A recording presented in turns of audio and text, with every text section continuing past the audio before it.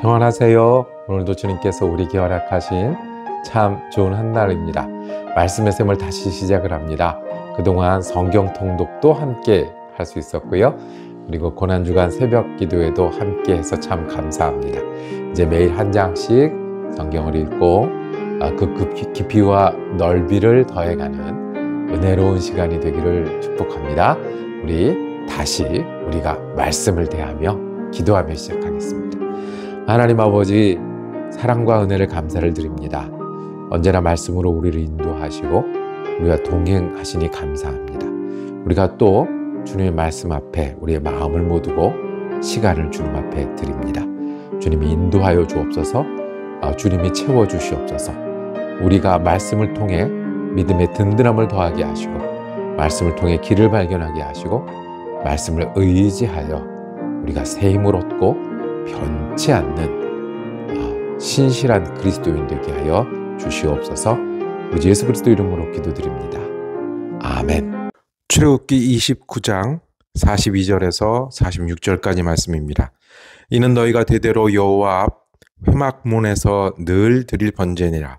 내가 거기서 너희와 만나고 네게 말하리라.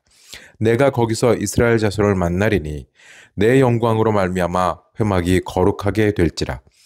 내가 그 회막과 제단을 거룩하게 하며 아론과 그의 아들들도 거룩하게 하여 내게 제사장 직분을 행하게 하며 내가 이스라엘 자손 중에 거하여 그들의 하나님이 되리니 그들은 내가 그들의 하나님 여호와로서 그들 중에 거하려고 그들을 애굽 땅에서 인도하여 낸 줄을 알리라.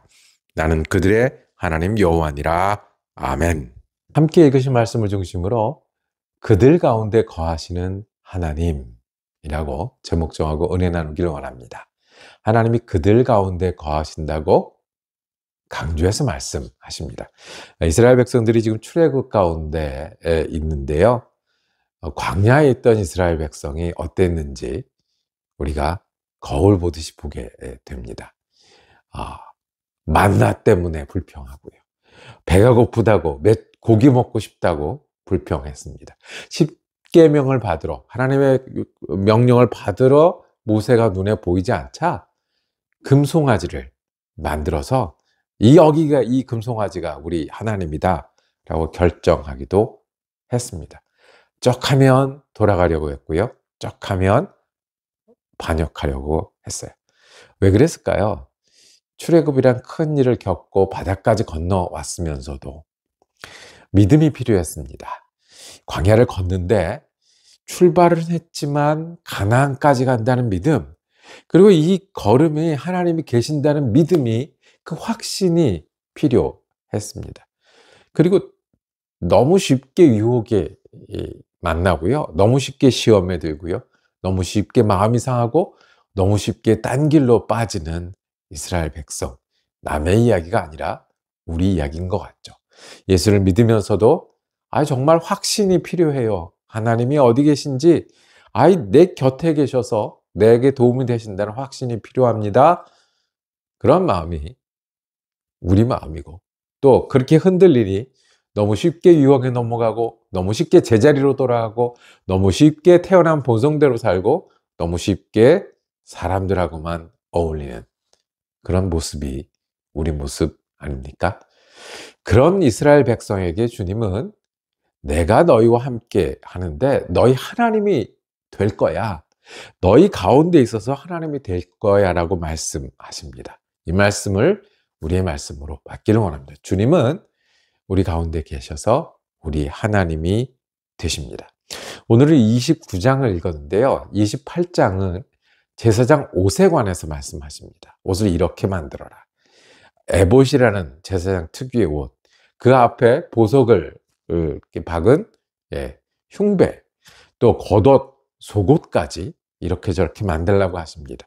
29장은 제사장을 어떻게 위임을 하는지, 취임식을 하는 법칙, 소도 잡고 양도 잡고 음식도 하고 해서 일주일 동안 취임식을 하도록 그렇게 하셨습니다.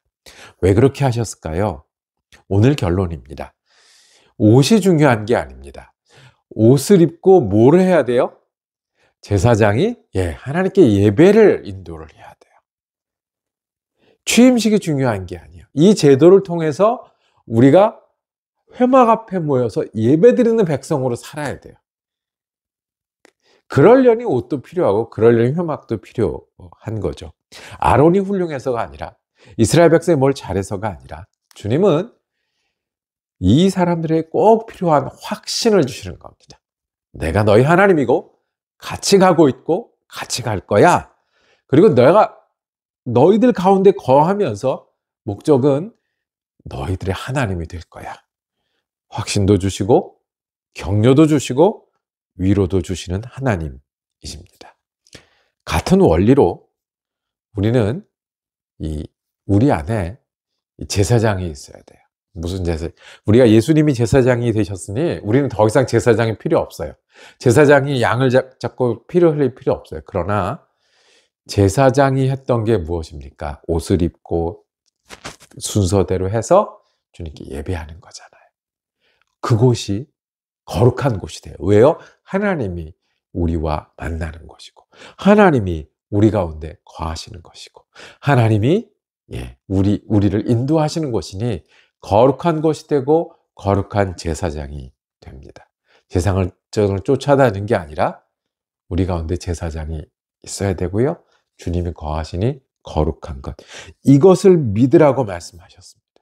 여전히 만나와 매출하기 때문에 고민하는 우리들에게, 여전히 광야를 걷으면 이게 맞아 돌아가고 싶고 길을 잃는 우리들에게 주님은 주님이 원하시는 하나님의 뜻, 우리 가운데 거하시고 우리 하나님이 되신다는 것, 그리고 그것을 믿으라는 것, 그 믿음으로 길을 걸으라고 말씀을 하십니다. 우리가 지난 주간에 고난주간 기도회를 했습니다. 고난주간 기도회는요, 이 1년 중 어느 때보다 심각한 내용을 다룹니다. 주님의 고난과 죽으심을 다룹니다. 그리고 그래서 우리가 회개하고 겸손하게 하고 돌이키자, 변화하자, 이런 내용을 하는데 내용은 심각하잖아요. 뭐 웃음기 하나도 없고 내용은 심각하게 가는데 속에서는 마음이 점점 더 든든해져요. 더 겸손해질수록, 겸손해지려고 주님 앞에 앉을수록 주님 주신 평안과 기쁨이 있게 되더라고요. 그러니까 우리가 우리의 기쁨과 우리의 든든함이 억지로 만들고 노력한다고 되는 게 아니라 주님이 거하시니 그게 믿어질 때, 그걸 믿고 살 때 우리 마음이 든든하고 좌로나 우로나 치우치지 않고 만나와 매출하기에 몰입되지 않고 돌아가겠다고 불평하지 않고 살 수 있는 것 아니겠습니까? 우리의 확신은 주님이 계신다고 말씀하신 약속입니다. 그리고 우리가 오늘도 믿고 사는 이유는 내 사는 곳이 거룩한 곳, 주님이 거하셔서 듣기도 하시고 말씀도 하시는 그런 곳이기 때문에 그렇습니다. 여러분, 주님이 우리에게 먼저 원하시고 먼저 말씀하신 것, 우리 가운데 거하십니다. 이것을 믿는 믿음으로 살기를 원합니다. 오늘 우리 영혼이 주님을 거하시고 우리 가운데 인도하시고 말씀하시는 곳입니다. 우리 시간 속에 주님은 우리의 목소리를 들으시고 우리를 인도하십니다. 이것을 믿고 광야 생활을 하는 것이, 우리가 예수를 믿고 천국 가기까지 그 동안 주님과 동행하기에 광야를 기쁨으로 걷고, 주님과 동행하기에 광야에서 예수님을 닮아가는 그런 사람 되는 것 아니겠습니까? 주님 오늘 어디에 동행하실까요? 주님 오늘 어디에 임하실까요? 그리고 어떤 믿음이 우리의 믿음이어야 할까요? 기도하겠습니다. 주님, 우리와 동행하시는 주님을 믿습니다. 우리 가운데 거하시는 주님을 믿습니다.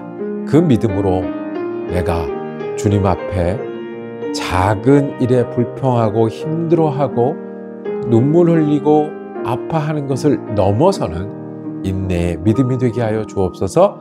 예수가 주님이 함께 계시니 내가 주님의 인도하심 한가운데를 걷는 것이 우리가 마음이 든든하고 기쁨이 있는 자리가 되게 하여 주옵소서. 세상이나 어려움이 흔들리지 못하는 믿음으로 살아가는 귀한 날 되게 하여 주옵소서. 예수 그리스도 이름으로 기도드립니다. 아멘. 말씀 묵상 함께 할 수 있어서 감사했습니다. 내일은 출애굽기 30장 말씀 이어지겠습니다. 은혜로운 날 되시기를 축복합니다.